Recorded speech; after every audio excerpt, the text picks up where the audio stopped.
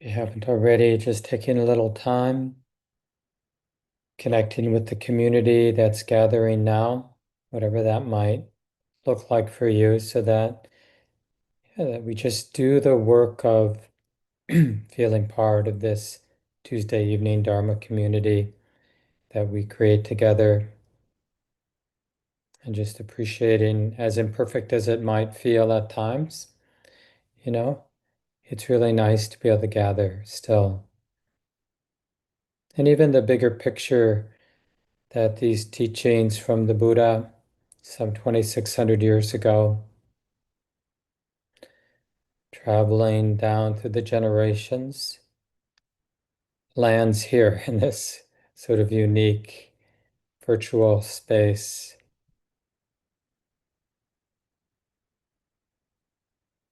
And just appreciating that these ancient and very profound, very deep teachings are available to us, and these practices.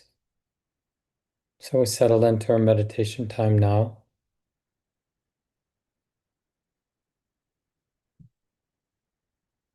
Just appreciating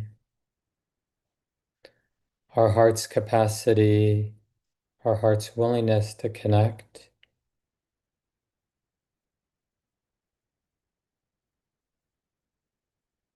to manifest some non-fear now, this willingness to receive what's moving. It's moving in our heart and mind and body.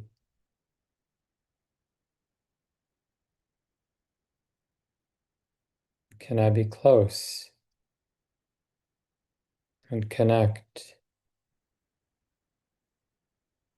and learn how to keep the present moment in mind? And often, as you know, we use the experience of embodiment, feeling, being aware of the breathing body, the sitting body, or whatever posture the body is in now.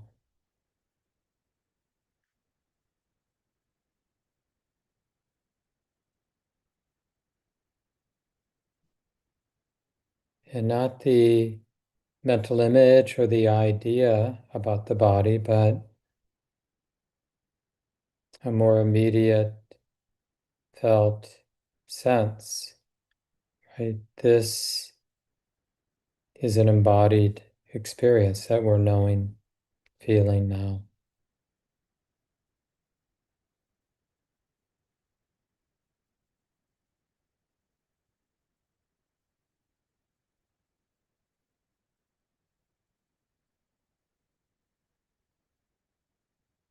And just appreciating this simple goodness that's already here, just in our willingness to connect and to be interested, and to whatever degree to be patient with whatever it is we're feeling now. These are wholesome, beautiful qualities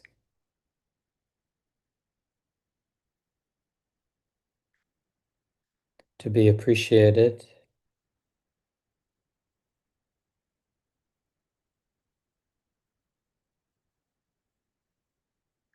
Just as we can appreciate other aspects that are good.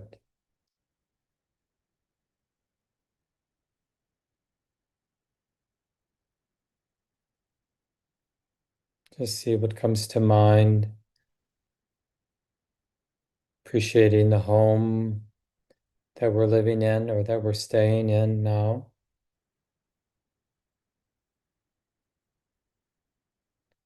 Instead of viewing the moment from our normal, maybe for some of us at least, more normal, critical point of view.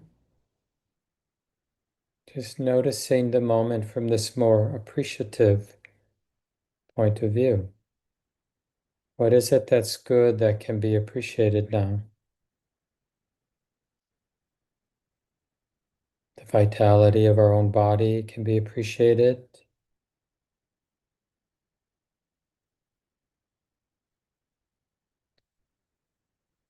The relative stillness of the room and the relative settledness of our heart can be appreciated. Feeling safe enough to be settled to some degree now in our body, in our heart and mind, and appreciating that.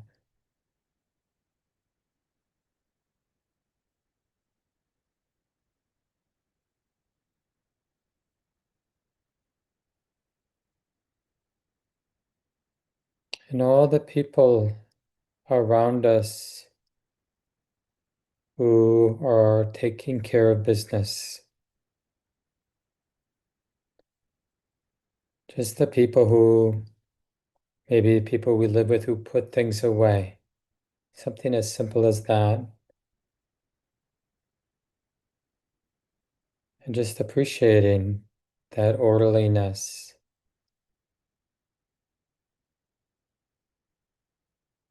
the cat that keeps itself clean, the people who pick up the garbage once a week,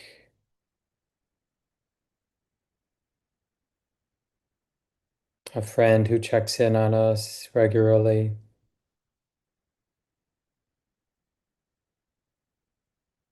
even an entertainer who makes us laugh, makes us smile.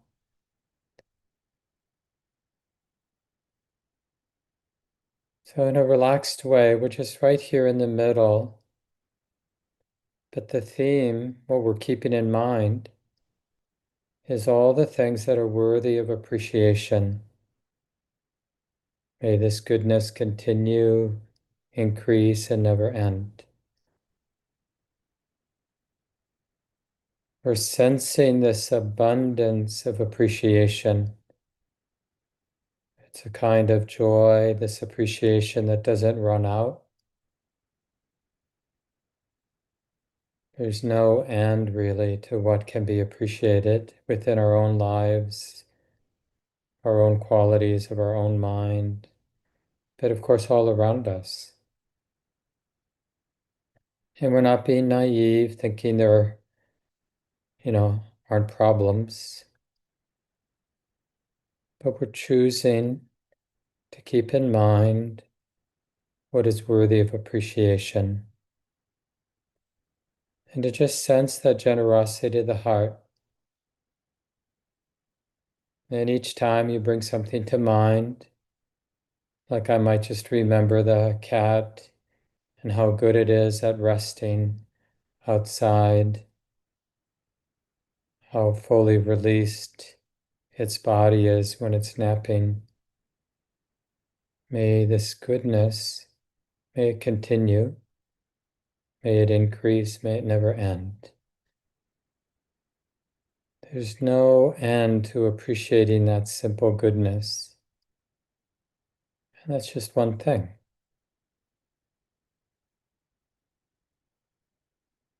Or the neighbor who puts in quality time, keeping their garden up.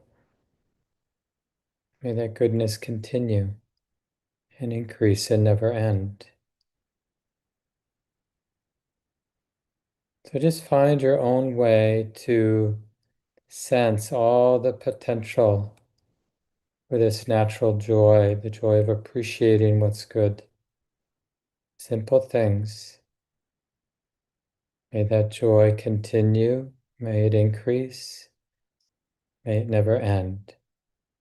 And we want to sense in almost a visceral sense the heart blossoming with this joy that we're recognizing.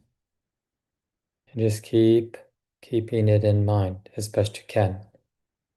And when we get distracted, as soon as we notice that the mind has wandered somewhere else, we just remember we're contemplating causes for joy, causes for appreciative joy. Bringing it to mind and just languaging it if you want, some phrase that expresses the appreciation with the joy you're connecting with. So we'll continue in silence now.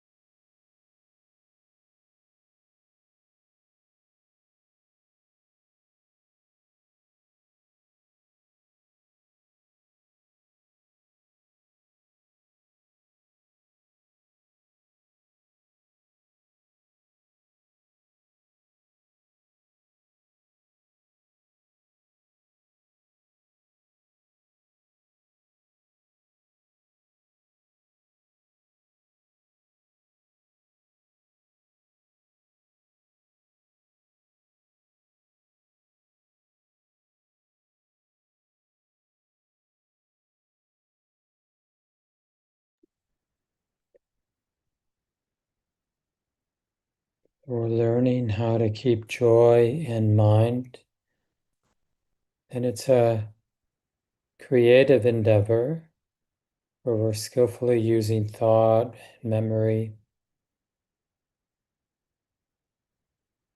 But at some point, the quality of joy itself might be clear and strong enough to be the object of awareness. So then we learn to abide, to trust or rest back in the joy.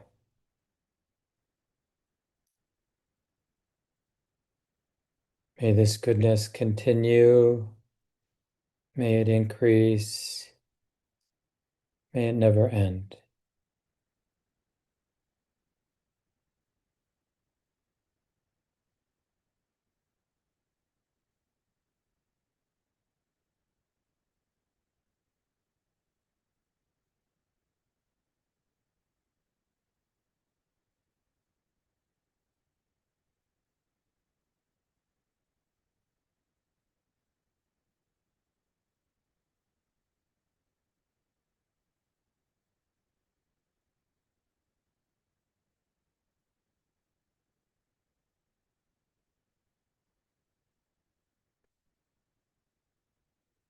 May we all learn how to take care of our life in the deepest way with wisdom and love.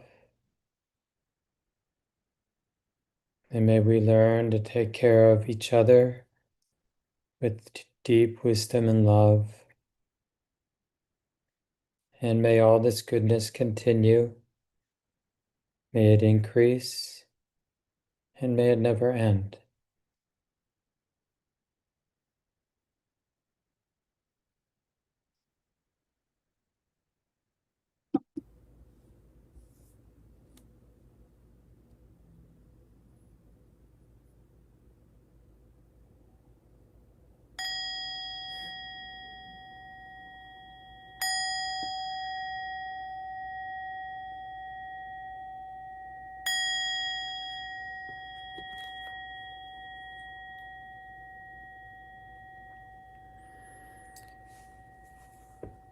Take a moment and adjust the body as you need to.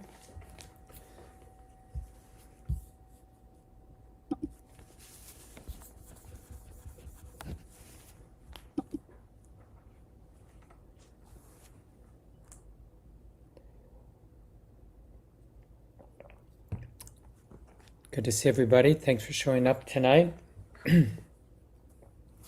I'll be gone next Tuesday, teaching out in the West Coast. Ramesh Sairam will be teaching this Tuesday group next week. So I thought, as you can probably tell from the guided meditation, I'd share some thoughts about the practice of mudita, appreciative joy, and leave time for conversation at the end. And, it's like so many things in our lives, we all have our baggage around joy, like we have baggage around other aspects of what it is to be human. We might feel like we don't deserve joy, or I'm just not good at joy, or I can't trust joy because it just goes away and then I feel betrayed because I got my hopes up, or I need more joy than I'm getting. What's wrong with life? I forget where I saw it, but a long time ago, I remember a spiritual teaching that was making the rounds. And the source isn't as important because I think there's just some basic truth that we, more than we identify with, negativity, or maybe related to that, it's just this great confidence. You could even call it like an arrogant confidence that I'm not worthy of joy, I'm not capable of joy, or even any beautiful qualities of mine. I'm just an animal, I'm just a lowly human being. This is why in a sort of Buddhist sense, real self-esteem, what we might call in our Western psychological terms, self-esteem. It arises in our practice when we start to experience, clearly comprehend some of the wholesome states of mind, like samadhi, like just having some decent concentration in a meditation, or experiencing metta, loving kindness, or a really beautiful blossoming of compassion, or appreciative joy, mudita. And we see that in it initially it's shocking, like, we're stunned by how healing, how beautiful, how pleasant it is, these beautiful states of mind when they arise. It actually can be quite disorienting. Like, either it triggers a lot of greed, so we immediately lose the wholesomeness and get identified with the greed. I want this always. I want it to last. I want people to know how beautiful my state of mind was. I've got to tell my teacher, or I have to tell my partner, those sort of things. And of course we do lose it, and then we can feel betrayed. But even though it's messy in that way, none of us really can afford to be uninterested, disinterested in wholesome expressions of joy. Just for basic survival, just to have a somewhat balanced mind, somewhat balanced personality, we need to be interested in joy wherever we find it, and not dismissive of ordinary joy.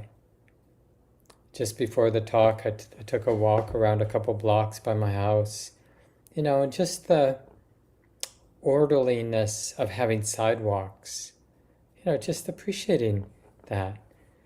And then there was a couple people working in their yards, and I could tell they had their gardening clothes on and their sun hats and their little gardening tools, and well, that can be appreciated too. And as I was starting to walk, my cat came out of its slumber and got on the sidewalk, started to walk with me until it realized probably it was too hot to walk, and so it just stood there and watched me walk. Sometimes it will walk around the block with us.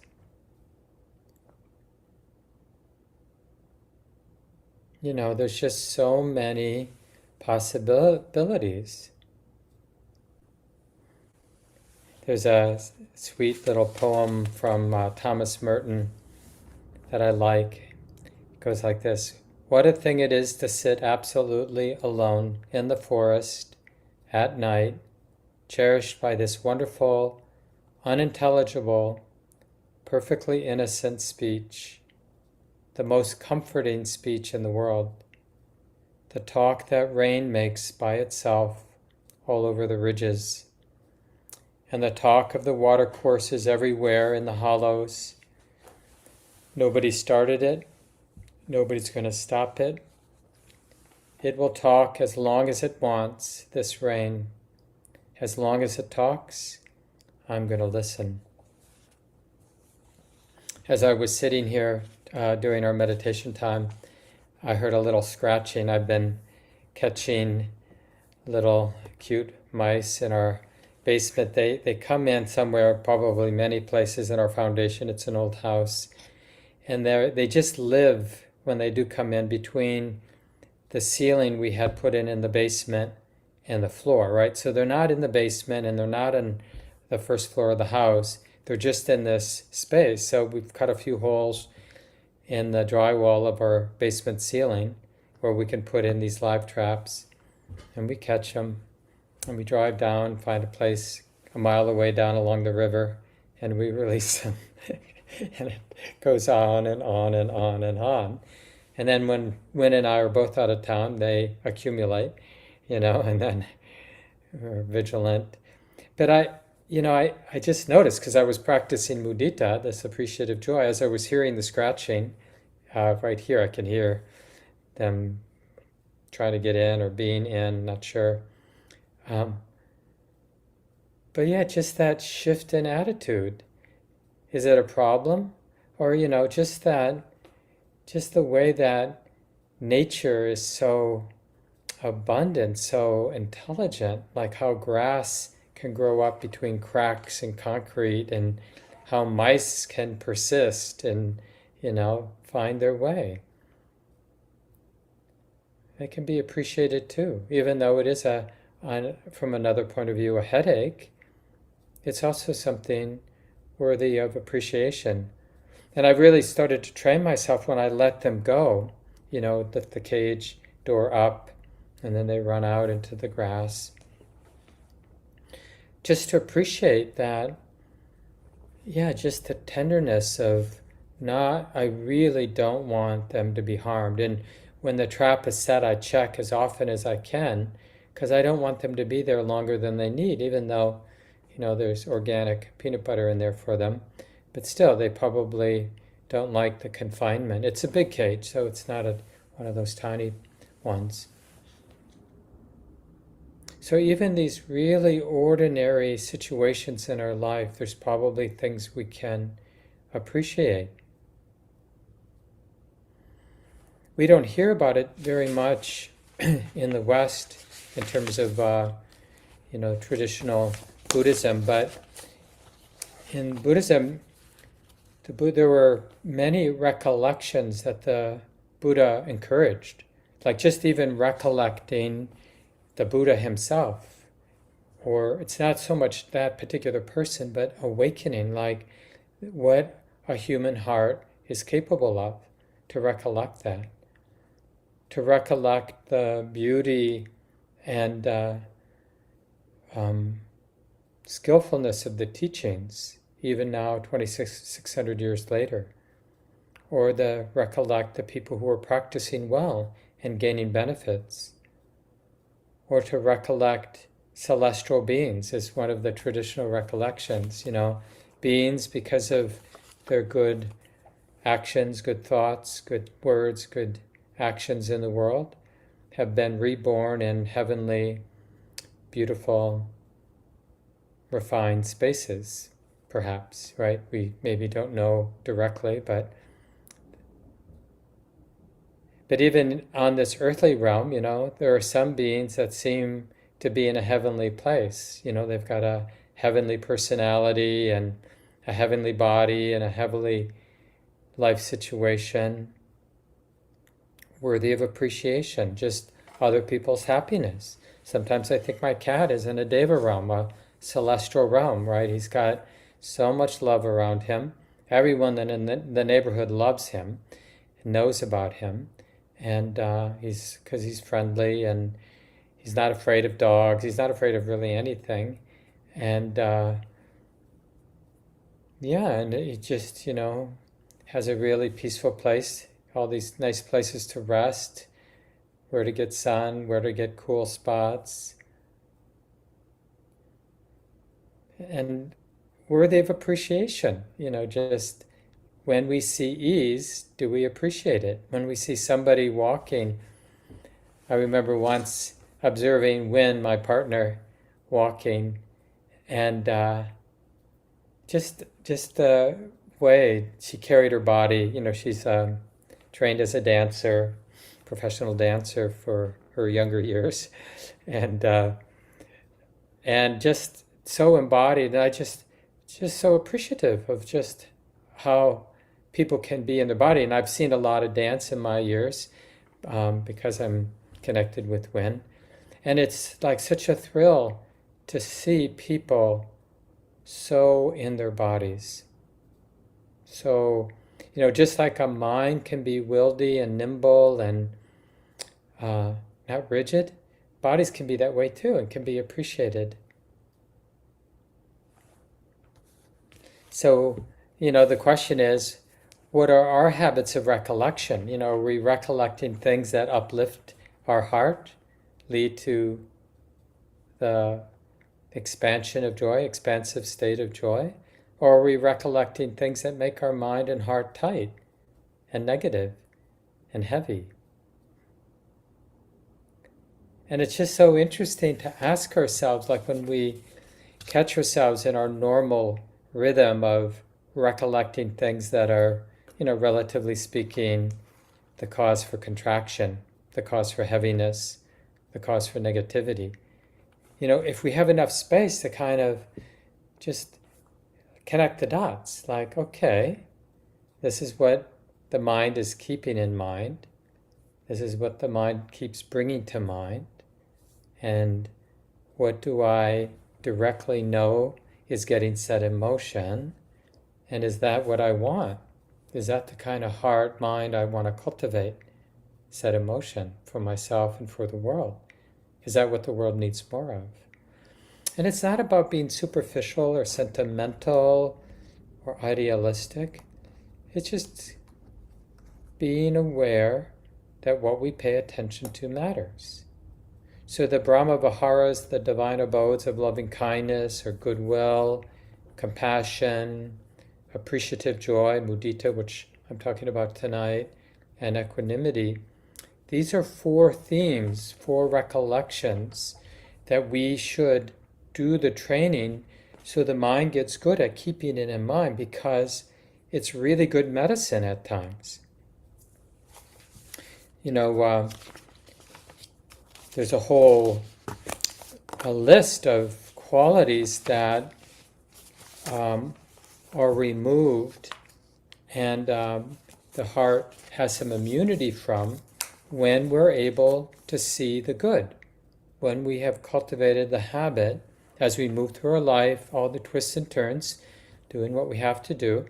But as we do all that, we have the habit to recognize what is good in ourselves, around us, subtle, gross, ordinary, profound, right? And states like, I'll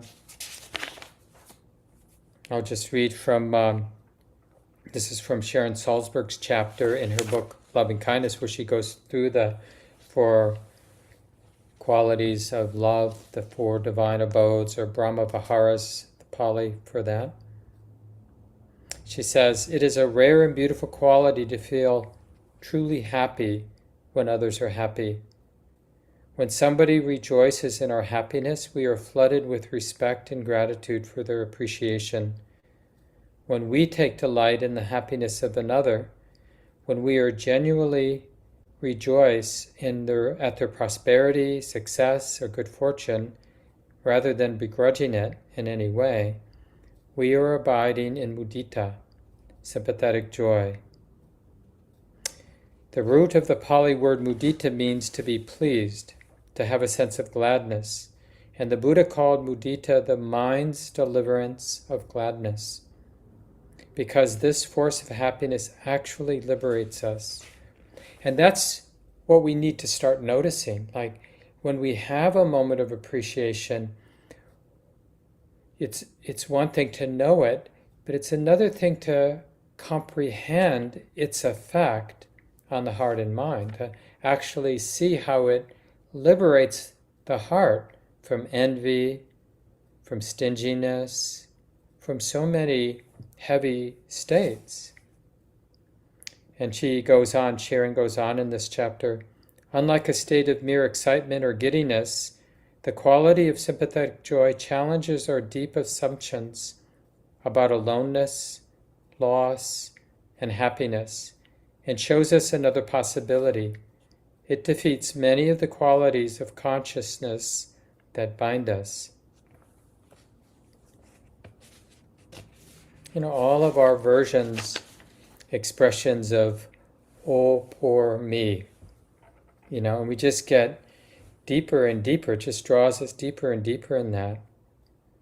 And then a little later in the chapter, she talks about these negative qualities that we're liberated from whenever we see the good and appreciate it. Judging, comparing mind, discriminating, demeaning, envy, all of these collude to get us stuck and to keep us stuck and to make us miserable. So instead of going to war against these negative tendencies, to be envious, to be jealous, to feel, life isn't worth it, to feel stingy, there's so much of this, like, even when we do feel somewhat good, it's like we're afraid it's a limited resource, the goodness that we're connected to. Like, that I have to be stingy about my goodness.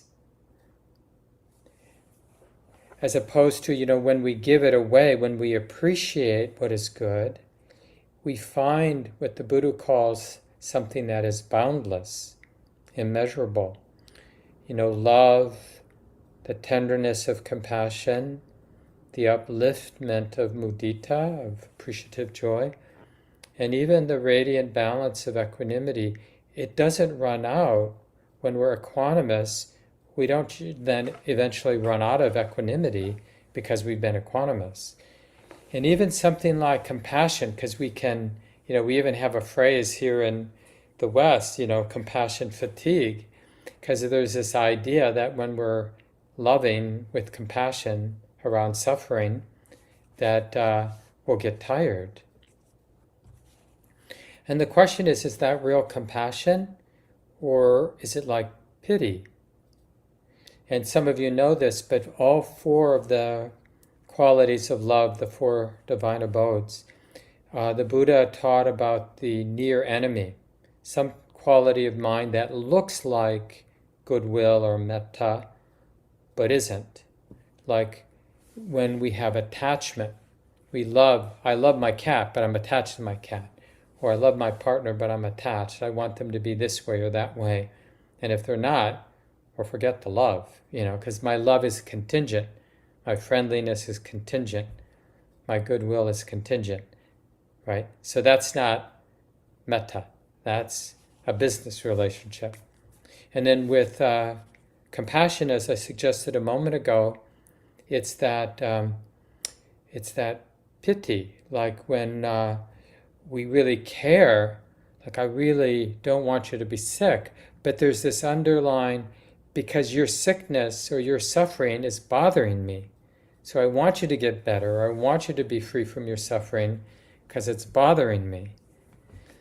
But real compassion is this capacity to be close to suffering, our own or somebody else's. Still, we want them to be well, but that wish for their well-being, whether that wish is toward our own well-being or that wish for another's well-being, it's not contingent. Because we're sensing this boundless capacity to be with a world where there is tremendous suffering. We're not worn down by the truth of suffering. We get worn down by suffering when we start to personalize it. It's totally understandable, because that's our deep, deep habit. We personalize joy and we personalize suffering.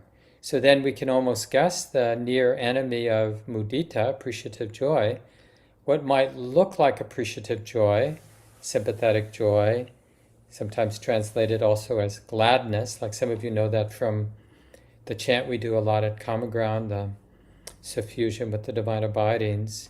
In that chant, it's often translated as gladness. The near enemy is getting identified with the joy. So we're sort of, in a sense, tripping or indulging in that kind of giddy quality. We're so happy about somebody's happiness, but all of a sudden we're disconnected from their happiness and we're just lost in our own delight. We're delighting in our delight, and we're disconnected. We're not really appreciating the well-being of another, the success of another, because we're trying in a way to feed on the good feeling of joy, instead of letting joy move and touch everything within and without.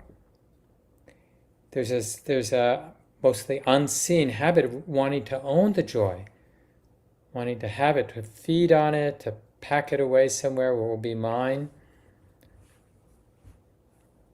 I saw this so clearly once on a long retreat, a 3-month retreat, and I've done a number of long retreats at IMS in the middle of the state of Massachusetts. It's a beautiful part of the state with sort of the foothills of the Berkshire Mountains and the all forested. The soil there is really, really rocky.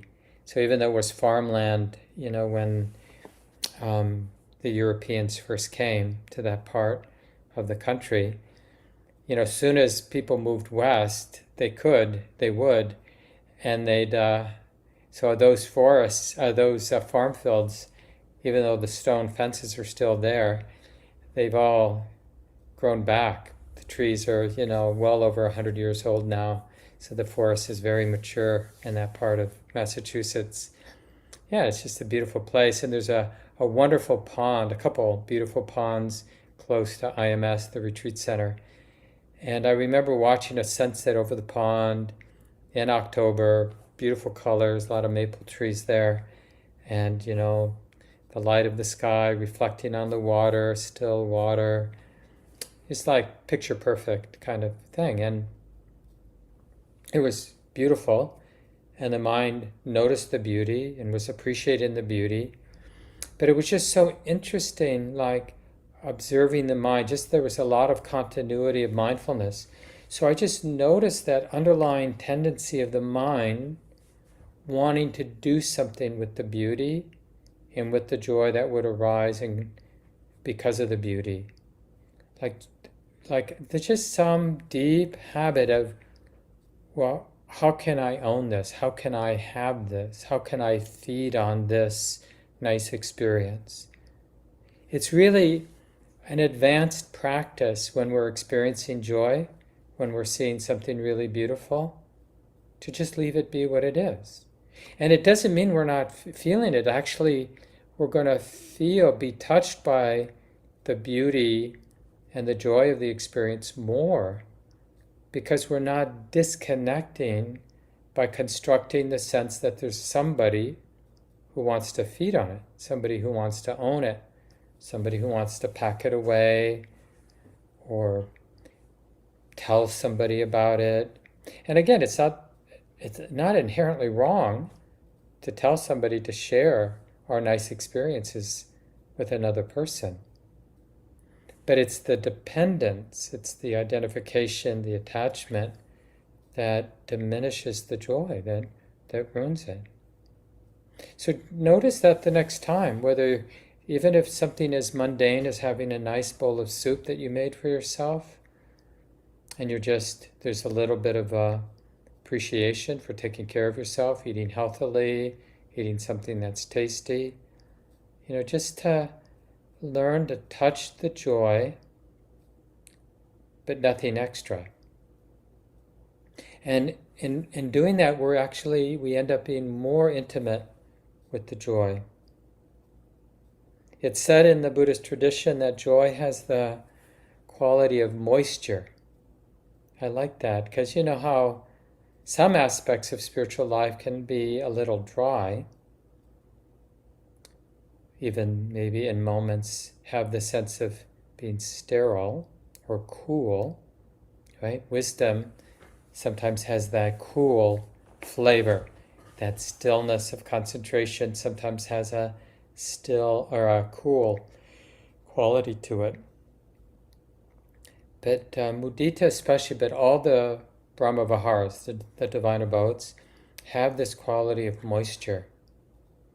And in the Buddhist elements practice, the earth element, the air element, the fire element, and then the water element, this is just a way to connect with our visceral experience. So earth is like hardness and softness and coolness and warmth and smoothness and roughness. So it kind of fits the idea of earthiness, right? And in our physical experience, our tactile experience, we notice hardness and softness and heaviness and lightness and roughness and smoothness.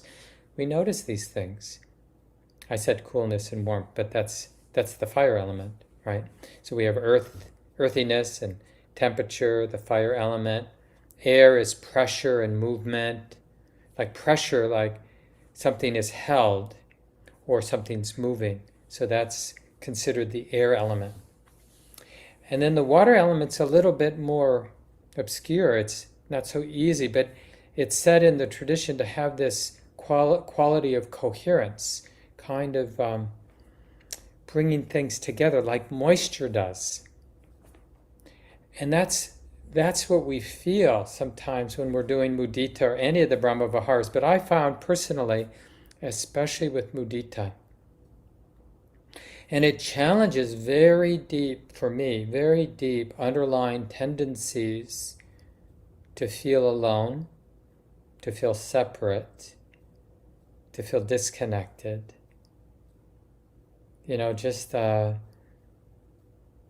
sort of visceral expression of, oh, poor me. I'm all alone here. Nobody loves me. And normally we would think that I would repair that's those sort of psychological, emotional patterns by seeking out love.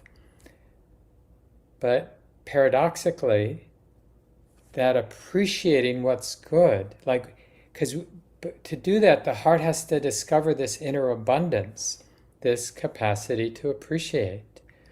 And if we don't look for it, if we don't sort of do the practice that sort of is asking us to notice what can be appreciated, well, we don't discover that inner abundance.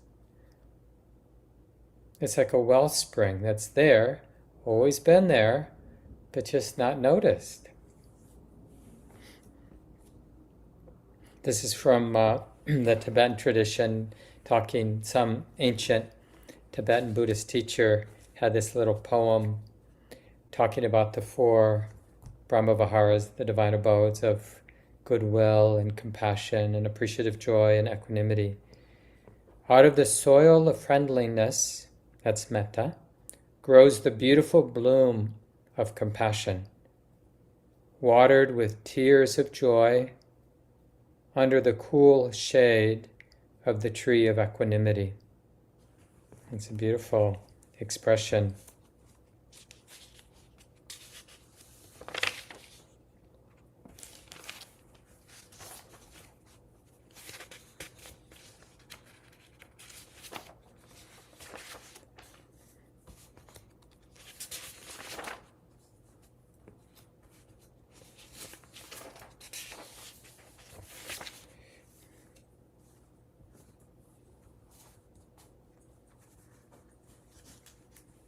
Yeah, another image that's used in the tradition is just a tight fist that's been held tight for a long time.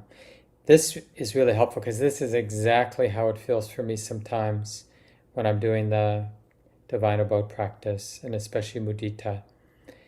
And then as I just stick with it, and I use the phrase that I shared in the guided meditation often, I'll just see what comes to mind that is worthy of appreciation. Something really simple like some of the examples I gave in the guided sit, in like a sidewalk, and just appreciating a sidewalk. I can walk without tripping on stuff.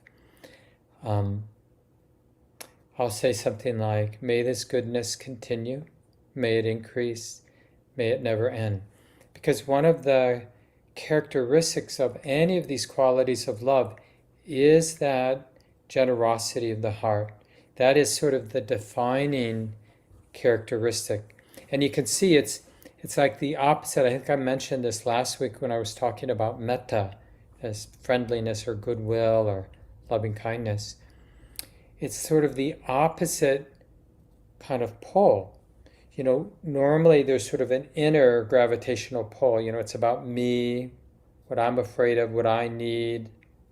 Everything is the mind constructs, the meaning the mind constructs is about I, me, mine.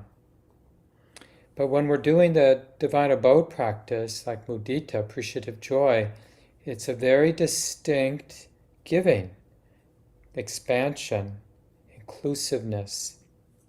And it really has that felt sense of giving or well-wishing, we'll often call it. And when this is developed, when we get really good at recognizing the generosity of the heart, then we'll be able to follow in a sense, keep it in mind, generosity of the heart, and we'll start to sense what the Buddha means by boundlessness, or the immeasurable quality of these states of mind, these qualities of the heart. We really actually immediately feel that in the totality of my experience, there is nothing not being touched by the mudita, by the appreciative joy, or by the compassion, the tenderness, or by the goodwill, or by the equanimity. So whatever the particular flavor that we're training in, there's this sense that wherever the mind goes, whatever comes to mind is seen in the light of that quality of love. So in that sense, this is how love, the four divine abodes, it really supports wisdom practice. It helps us get close. Because in a sense, it has the capacity to connect. We can't really connect because what the divine abodes do is they remove the distortions from the mind. They remove the oh poor me and the ill will and the controlling tendencies and the greedy tendency that wants to own things, have things, and the different kinds of conceit. Why do they have more than me? I want that. I want to be loved. I want that kind of body. Right? So it removes that because there's that inner abundance, and with that comes that deep sense of sukha, which gets translated as the happiness of ease, the ease of well-being, the ease of contentedness, right? It has a really beautiful spiritual pleasure to it, these four qualities. But like I was saying, that tight fist, surprisingly maybe initially, it really hurts when it starts to open, when we start to sense the generosity. It's going from something that's been held tight for a long, long time, and it can feel like something's breaking. There's a funny story that Jack Kornfield used to tell a lot, over the years, in different times. I think it's even written in some of his books, where he was leading a retreat, I think out of Massachusetts, and there was a doctor on retreat, and the doctor came in to one of the practice interviews and said, I think I'm having a heart attack. And he was serious, he said, I gotta go, I gotta get an ambulance or whatever. And so Jack said, well, just tell me a little bit about what's happening. And he explained this, and Jack said, I think your heart's opening, because it can actually feel like something is cracking or breaking or hurting right here in the heart center. There are these, as we all feel at times, sometimes like different spiritual systems call them different things, but they're just, they're like different frequencies to body and mind, from very, very subtle to very gross, like the bones and the flesh and the fluids of our body. But then there's sort of the energy body, which would maybe include the emotions. And then, the body, the more subtle bodies of like the intention or motivations that are arising, and even more subtle bodies that would have to do with one's view, the way the mind understands. And, I'm not trying to teach any particular model right now, but we start to, as we develop more continuity of present moment awareness, and the mind just becomes, the knowing mind becomes more sensitive, and we start feeling these things like the heart center and other centers as well. I remember right at the beginning of my meditation time, when I think it was 1982, and I had kind of a mind-blowing experience as I contemplated death, and And after that experience, I didn't know what I was doing really. I just started doing some reading and was quite moved. And so I just started to practice like some of the ways people were describing in the books that I was reading. And I had this sort of deep experience. And this energy center at the top of my head opened up. I didn't know, I hadn't heard any about this stuff before. And I just kept like feeling the top of my head like, do I have a hat on? I mean, it just felt weird, just like an energy center there. And so I'm just giving that as an example, like there are just these different things, including the heart center. And the reason I'm emphasizing this is because it sometimes can hurt, we may not want to do it. But this is the kind of hurt that hurts good, that we want to learn to trust this kind of hurt. Like, okay, I'm not doing anything wrong. I'm not doing anything to affect this physical pump in my body, because all I'm doing is appreciating what's good. So I don't think that's going to affect the physical pump. So maybe it's the spiritual energy that has a particular location. And maybe I can just trust that something that has been held is learning to be unheld, learning to move, learning to do what it's designed to do, radiate in all directions, including to oneself. Nothing left out. Boundlessness.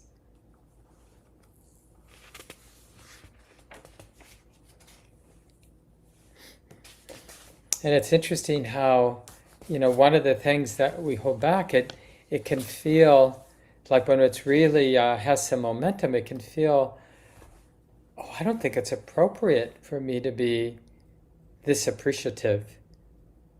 It feels a little otherworldly, like this is not normal to be appreciating with this sort of felt sense, these sort of ordinary things. So, it would be like, because this happens, being moved to tears. I'm like regularly now moved to tears about silly things. And it could seem like, oh boy, this guy's losing it.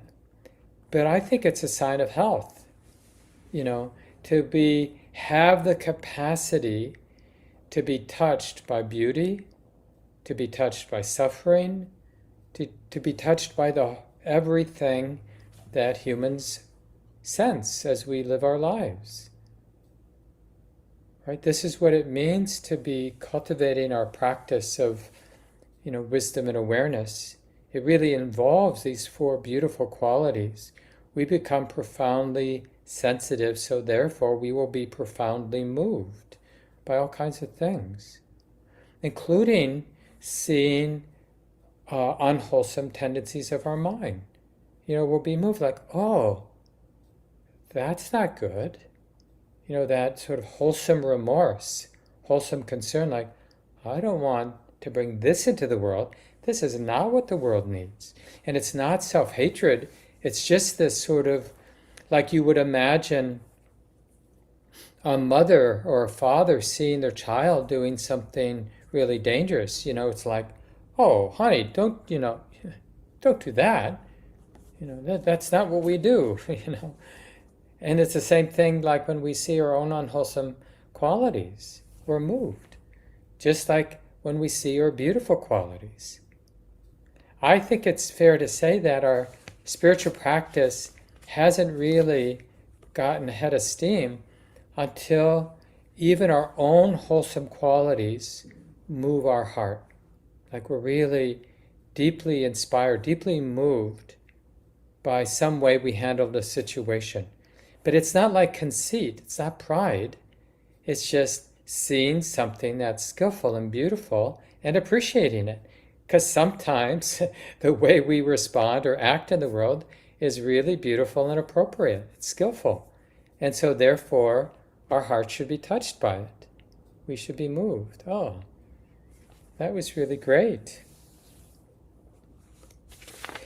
And even if it seems, a little weird, maybe that's good to be somebody, with that capacity, who's developed the capacity to be touched to be moved, to express, to see goodness, and to um, relate to the goodness in a good way. So it's like this, I sometimes say, this exponential function. I don't know if you remember your high school math, but exponential functions are amazing because very quickly, if it's an exponential function, things start to radically change. It doesn't take, if something's doubling each time, it isn't that many moments before there's a lot of rapture, a lot of joy, a lot of opening in a way that's otherworldly, right? We, in a Buddhist sense, we would say the mind enters a heavenly realm, even though we still are on earth, living as a human being, and we still poop and have to eat, and all the stickiness and messiness that comes with being a human being. In this realm, life eats life. I mean, it's a setup, being a human being on this planet at this time, as I'm sure you recognize. But we get a true vacation from all of the brokenness and messiness and heaviness of human existence when we're able to touch into these four divine abodes. We really have, and it changes then our relationship to the messiness of human existence because we realize it isn't the whole truth.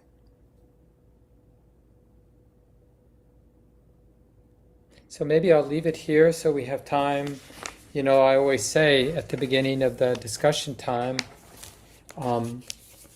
that between all of us who are here, we've learned a thing or two about the capacity of the human heart to connect, to appreciate, to be tender, to be filled with goodwill, and what gets in the way of that.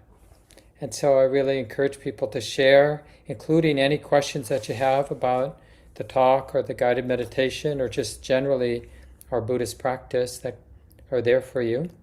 And you could just unmute yourself, say your name, maybe share your pronouns. Anne, do you want to get it going?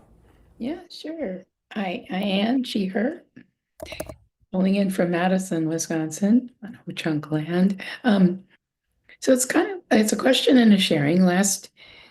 From what you talked about tonight and last week, when we were practicing with goodwill and the idea of that, and in the sharing, I think it was Susan who said that they'd had a really wonderful shift in how they viewed something in their retreat practice, and it had strong implications, and you could just feel the peace there.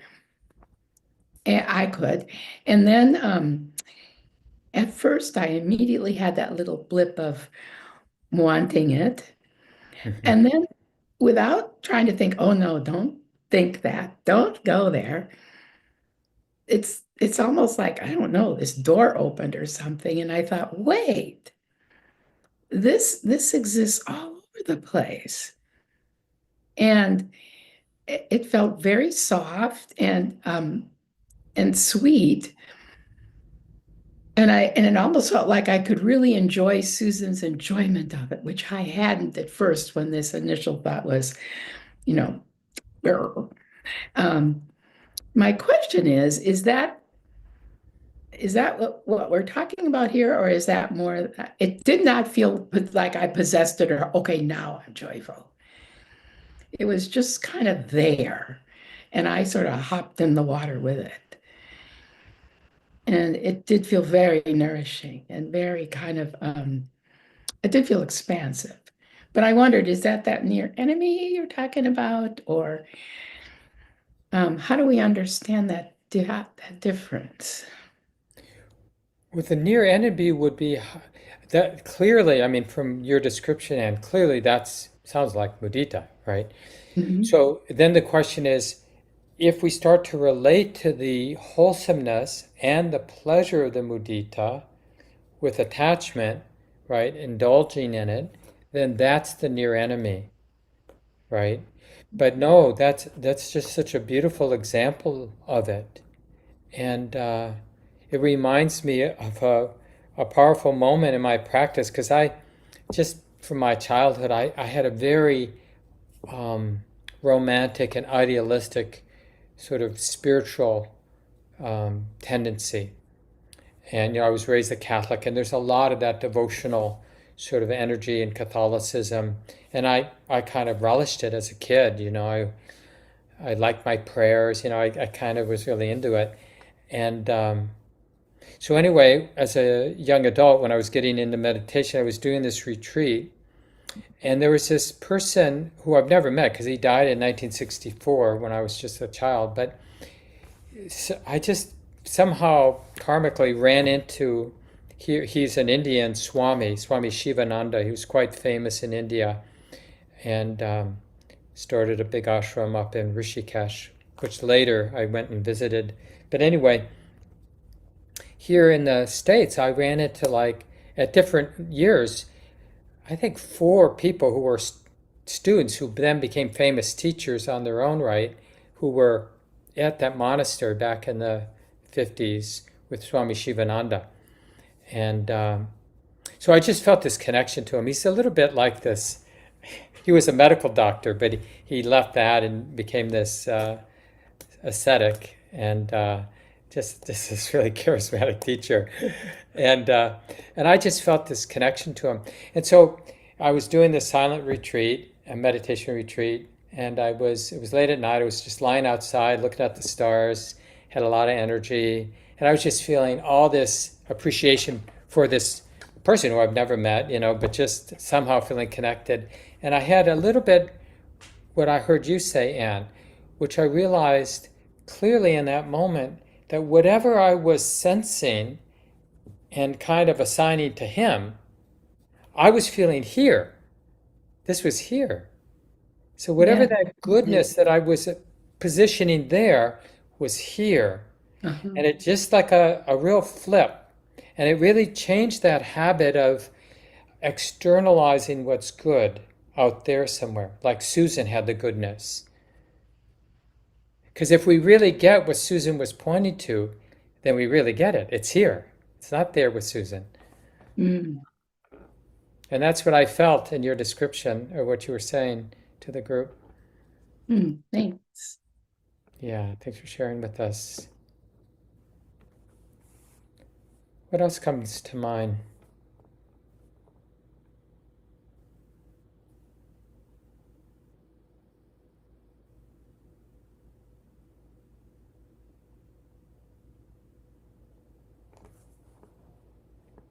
I could share something. Hey, Gal. Hi.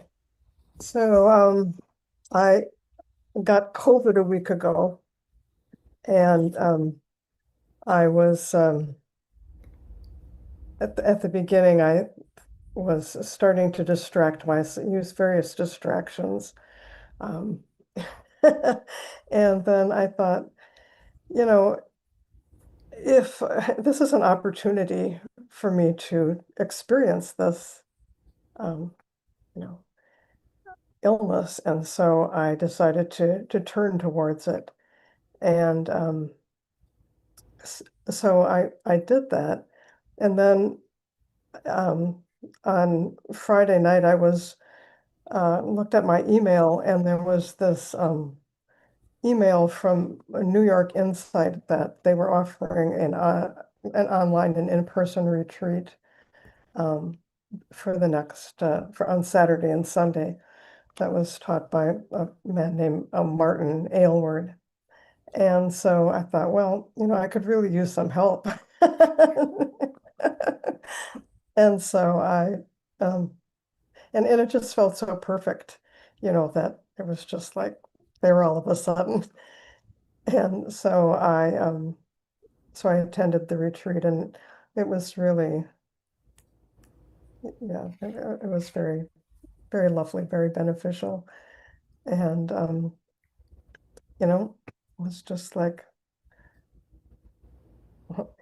making lemonade from lemons. I don't know. Yeah.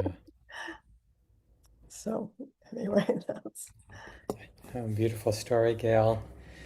Wouldn't that change the world if instead of sitting at home and watching videos or whatever we normally do when we get sick, if we just had the necessary supports just to do our practice. And yeah, boy, that would be a game changer, I think.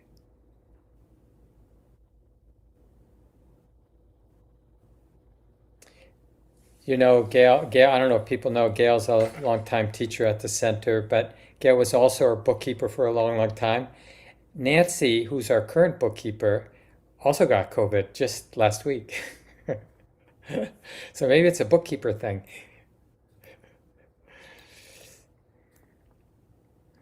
Time for at least one more person. Anybody else feel like sharing with the group? Hi, Edith. Hi, Mark. Nice to see you. Um, uh, Number one, I'm going to share a longtime commitment from our dear friend Andy Olinsky. And he said one of the things that he would like Western Buddhist practitioners to do is to say the word mudita, which is actually the Pali, he was a Pali scholar, which is actually the pronunciation of that we have taken over as mudita. So Andy said, please ask people to say mudita, because that's the Pali pronunciation of it. So I want to talk about somewhat the opposite. I used to do play therapy, and being in that room with those children sometimes would be a really divine experience. Here are these really, I worked with primarily traumatized and abused kids, and they would be so into the experience of however they were healing that. I just felt the divine presence in that room. And occasionally I would try to intervene on that. And boy, did I kind of muck the waters up. Sometimes it'd be, oh, how are you going to chart this? And so I'd ask a question or something like that. But it was really, you could just feel the divineness in the room. And it was just such an opening. And people often say, oh, you were really good to those kids. And I'm like, oh, no, those kids were really good for me. Today, I had a great experience. I subbed at the school, and I just love children. And I've really been missing having that real strong one-to-one contact with kids. And so I was in the bathroom, and I was trying to get the bathroom door open, and I was doing it the wrong way. And this little girl, I think she was about a second grader, said, "You're doing it the wrong way." And so she opened it for me, and I went in and I did my business, and I came out, and we're both standing there washing our hands. And I said, "Wow, I want to thank you. What's your name?" And she said it, and I said, I couldn't hear it. I said, "Say it again." And I said, "I'm really old. Say it again." And she said, "Charlotte." And I went, "Oh, Charlotte, thank you." So later in the day, Charlotte was passing me in the hallway, and she just was, this expression of joy on her face was just wonderful. And it's, truly what you're saying is joy is really kind of in every experience. Two kids had a fight in the hall, kind of a big one. And I was helping these kids sort of figure out other ways to deal with whatever. And there was just this joy in being there and being there with their anger and their difficulties and helping and joyful, helping them get this aha moment. So particularly with kids, it's just everywhere. So I've really learned that from kids, how they see the world. They see it so much differently than we do. And we as Americans undervaluate that and underestimate that the eyes of children really are sometimes the eyes of the divine. So, Yeah, beautiful. Thanks, Edith. We should probably wrap it up, folks. So nice to be together. Thanks for showing up. Shelley's going to be leading the day-long retreat at the end of the month on Saturday. And we'll have the registration for the year-end retreat out soon, so keep that in mind. I think we've been doing it for over 30 years now. The 26th of December through the 31st. There'll be people at the city center practicing in Minneapolis, people at the retreat center practicing, and people online. So you have 3 options if you want to join in for that community practice time. It'd be great to have a lot of the community there if it makes sense. Take care, everybody. Thanks for the note.